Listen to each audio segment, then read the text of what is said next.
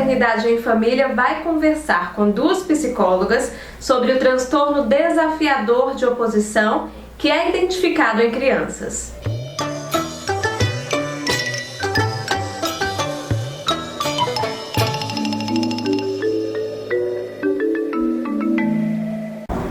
Olá, tudo bem? Hoje eu vou conversar com as doutoras Tatiana Tostes e Catarina Nívia, que são psicólogas e fundadoras do NAP, que é o Núcleo de Avaliação Psicológica aqui em Fortaleza. A gente vai ter um papo super interessante sobre o TDO, que é o transtorno desafiador de oposição.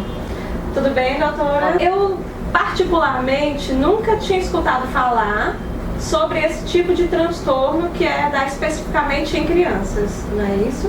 Então, é um transtorno maior, né? Hoje, quem dá esse nome, na verdade, é a psiquiatria, né? A psicologia vai entender o transtorno desafiador da oposição dentro de um campo maior, que é o das psicoses, né? Mas acho que é muito importante que psiquiatria e psicologia possam dialogar e então que a gente possa falar um pouco do transtorno desafiador, balizando um pouco mais essas duas formas de pensar o assunto, né? Esse transtorno, ele vem dentro de acordo com o DSM-5,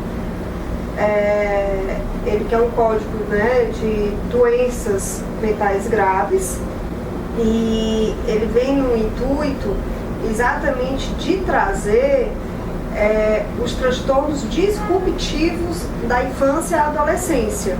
Dentro desses transtornos disruptivos, eles separaram por idade. E o TOD, né, que é o transtorno desafiador de oposição, ele é o primeiro que aparece nesse disruptivo. Logo em seguida vem um de conduta.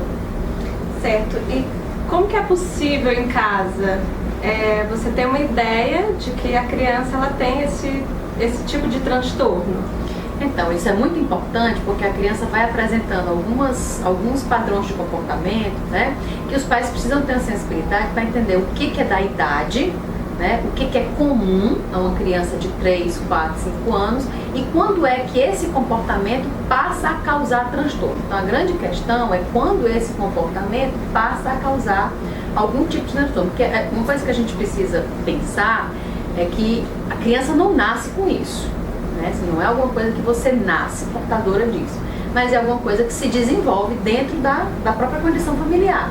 Então, a criança ela tem tudo para se desenvolver bem, alguma coisa aí nessa constituição familiar favorece, né, a eclosão daquilo que hoje é chamado por transtorno desafiador de oposição, mas que durante muito tempo a gente colocou esses comportamentos, que é uma baixa tolerância à frustração, por exemplo, um comportamento mais agressivo, mais impulsivo, né, isso era posto, era lido como um comportamento próprio das psicoses infantis.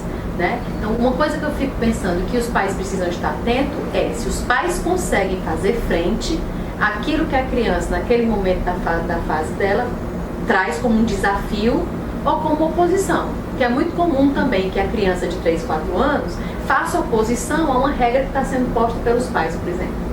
Pode ser confundida com rebeldia. Com rebeldia, né? Ou que ele possa, em algum momento, desafiar o pai, ou desafiar a mãe, ou desafiar um outro adulto. Né? Isso não faz da criança uma criança com transtorno desafiador opositor. Agora, a não condução, né, dessa forma da criança em reagir àquilo que a gente vai entender como uma frustração advinda dos pais, é que a gente pode pensar em como um ambiente que favorece ou não a eclosão do TOD. Tem principais características que definem esse transtorno? Ele foi formado pela APA, Associação de Psicologia Americana. O DSM-5 ele traz que a partir dos 2 anos, né, dos 2 aos 8 anos de idade, e dentro disso são comportamentos que essa criança vai apresentar. Mas é bom deixar bem claro que esses comportamentos a gente tem que ter muito cuidado, porque hoje a nossa sociedade atrapalha muito na questão do limite, né? Quem é que dá o limite à criança? É uma briga cruel que a gente vê hoje, criança com 4 meses já está dentro da escola, né? Complicado, né? E os pais têm que trabalhar para dar tudo para os filhos e em contrapartida a escola tem que dar uma educação. Dentro disso falta exatamente essa família. E quando a criança chega em casa, muitas vezes os pais querem dar tudo que eles não deram durante o dia. Então, vai retirando esse limite. Então tem que ver muito, como a Tatiana falou, essa estrutura familiar. Né? É importante que essa criança ela entenda o que ela pode e o que ela não pode fazer. E dentro disso, características fundamentais. Mas qualquer criança apresenta, uma vez na vida, o quê? Uma mentira.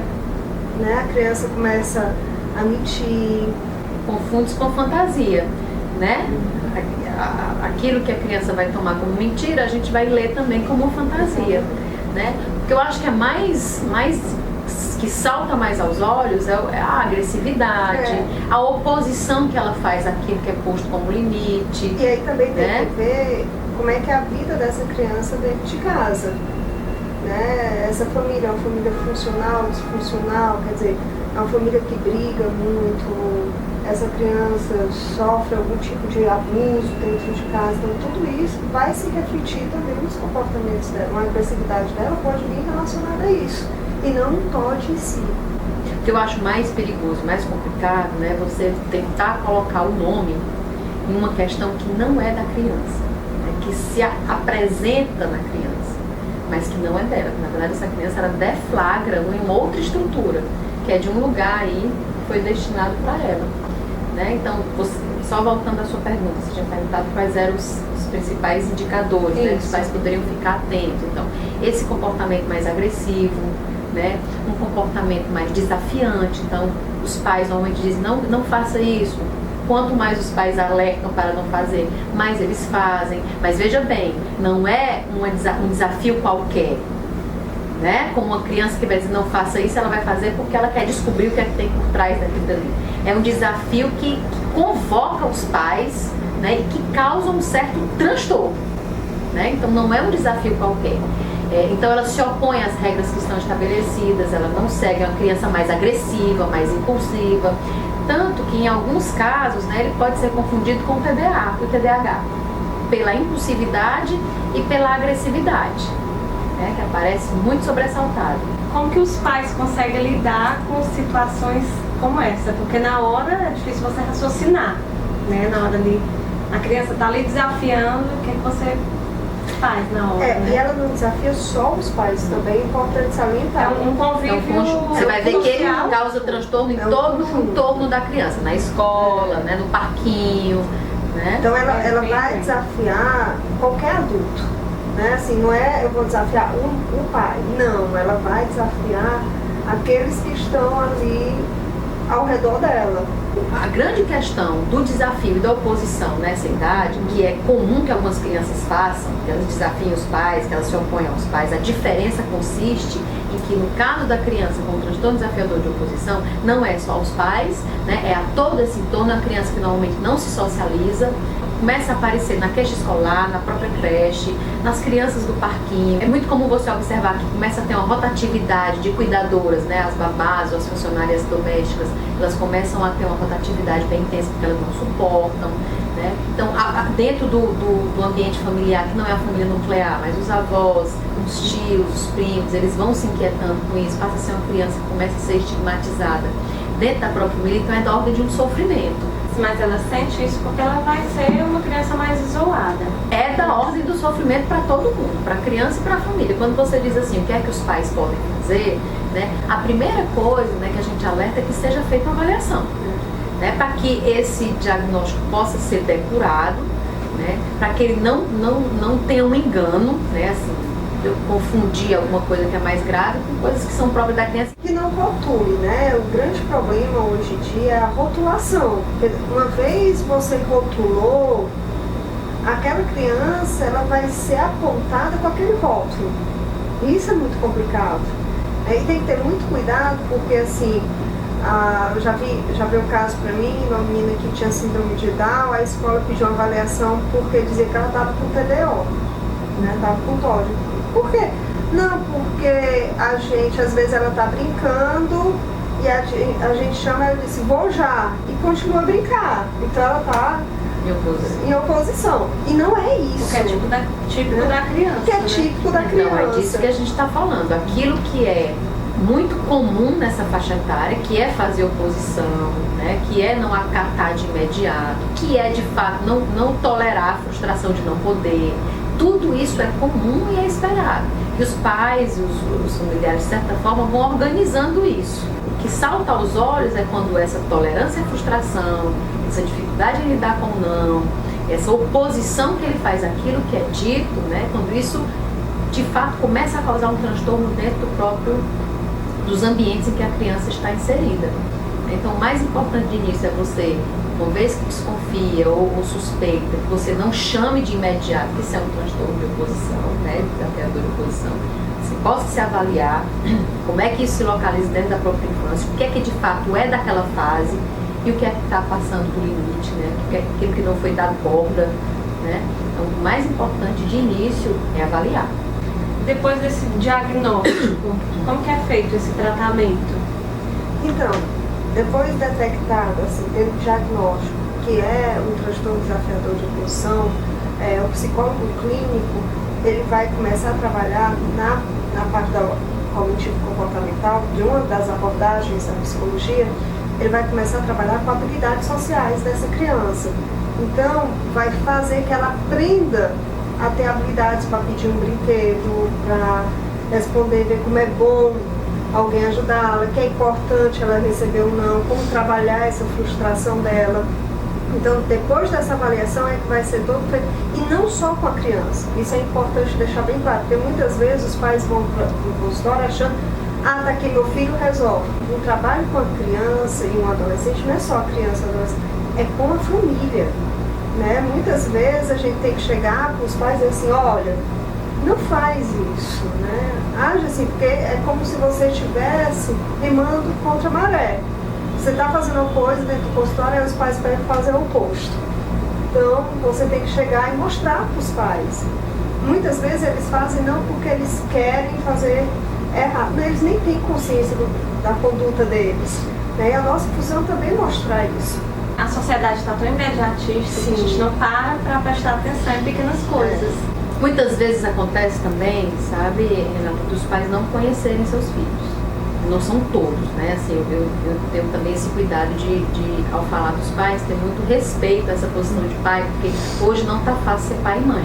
Nós temos um apelo de mercado, o mundo do trabalho, as condições nos quais nós estamos inseridos, né? Dificulta muito um vínculo mais estreito dos pais com os filhos. Né? O tempo que os pais passam com os filhos, né, é um tempo muito importante, mas ele não está mensurado em canto nenhum. Eu não posso dizer que uma mãe que passa o dia com o filho cuida melhor do seu filho do que aquela que só tem a noite para ficar com ele. Aí, então, só 5 minutos. A questão não é na qualidade, entra na qualidade desse tempo. Entra na qualidade do tempo, na própria identificação dos pais com essa criança, de poder conhecer essa criança, né? Eu sei do que é esse choro, eu sei por que hoje ele está mais danado, eu sei por que hoje ela está fazendo mais birra, eu entendo porque esse entendimento, esse diálogo afetivo entre os pais e a criança, né, é que pra gente é um bom indicador de um bom prognóstico. Bom, e aí vem aquela história, né, e os pais que conhecem bem esses filhos, possivelmente ele não faça um transtorno desafiador de oposição. E que a gente estava conversando antes de começar a entrevista com você, né, isso é um reclame que a criança faz, né? É um tipo de sinalização que a criança faz para dizer que alguma coisa ali não vai bem. É um alerta. É um alerta. Tanto é que a gente trabalha com infância, quando a gente pensa em avaliação de criança, a gente pensa em avaliação precoce, onde a gente vai buscar investigar indicadores de alerta para o desenvolvimento infantil. Então não tem nada instaurado. Mesmo o TDO, por mais que você diga que ele vai fazer uma progressão de transtorno desafiador para um transtorno de conduta e mais tarde um transtorno social, isso não é alguma coisa que está decidido não, né? Porque na infância a gente tem indicadores de alerta, não tem nada instaurado ainda, né? Tudo pode se resolver, né? Agora para isso é preciso trabalhar precocemente, fazer uma avaliação precoce, orientar a família, né? Fazer um trabalho mais voltado para a criança. Quanto mais cedo a avaliação, melhor o prognóstico, né? Então assim, por quê? Porque os índices da gente conseguir êxito aí são enormes, né? Que é exatamente, muitas vezes falta essa atenção, esse amor, né? Até os pais têm, mas é tão ocupado que acho que dar um brinquedo caríssimo é uma forma de dar um... e também a comunicação, né? Não sei, mas assim, a coisa... Tem amor, é claro que tem, mas tem uma coisa de comunicação aí, né? De comunicar o afeto, né? Tem uma tarefa em casa. brincar ali é São necessário. coisas Mínimas. simples, né? Tem muita preocupação da gente não sair culpabilizando demais os pais, né? A gente tem que ter um pouco de cuidado com isso, porque às vezes é da ordem de uma incondição. Uma incondição de tornar-se pai ou mãe daquela criança, né? Então... E ter muito cuidado também com os diagnósticos que vem da escola. Diagnósticos que vem da né? escola. Porque tem o que está em alta, está na moda. É, porque qualquer coisa, agora toda criança tem esse tipo de Se ela transtorno, saiu né? da linha, né? entra no transtorno. Aliás, é até interessante que você tenha proposto esse tema, porque de um tempo para cá, de uns 6 meses para cá mais ou menos, a gente tem recebido muitos encaminhamentos em que a coisa já vem praticamente pronta, né? Avaliar para transtorno desafiador de oposição. Né? Então, durante muito tempo a gente avaliou para o TDAH, né? E agora a gente está avaliando para o TDO.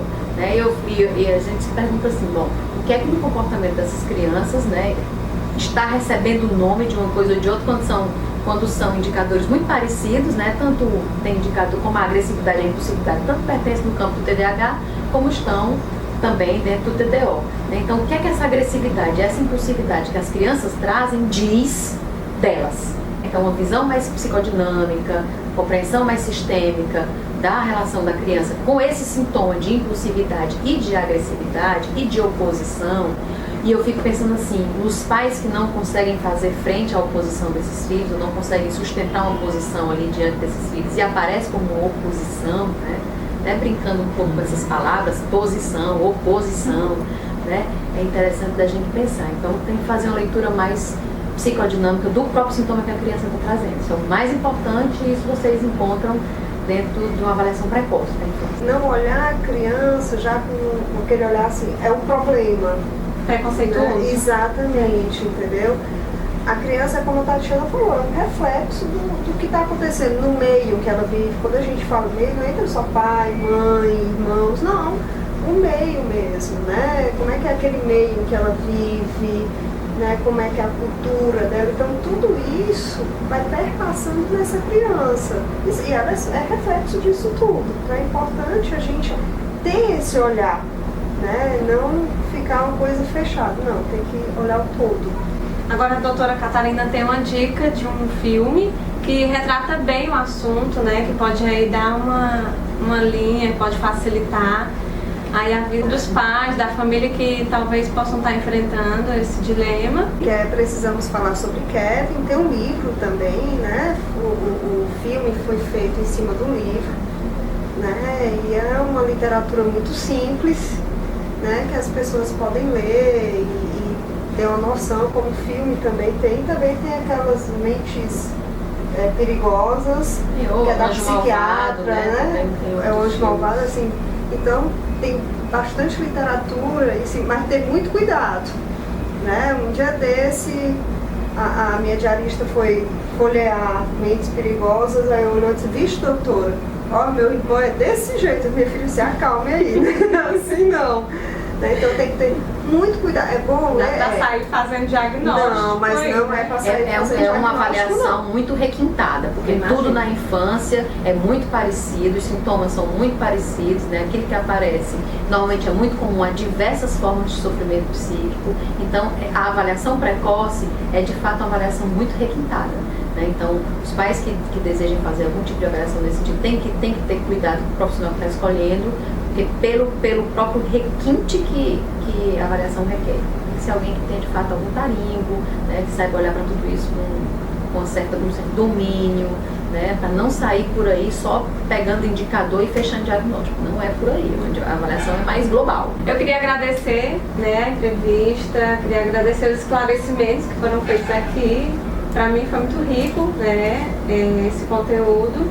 Vocês têm mais algum recado? Que os pais possam se ocupar dos seus filhos, num tempo em que eles conseguirem, da forma como eles se permitirem, que se não estiverem conseguindo ou se permitindo, que procurem, né, uma ajuda. Isso não tem nada de errado em você de repente poder procurar uma ajuda, né, entender o que é que pode ser feito, né, que os pais dediquem amor a essa criança, sentimentos positivos à criança, porque é disso que uma criança precisa, né? São de sentimentos positivos advindos dos seus pais.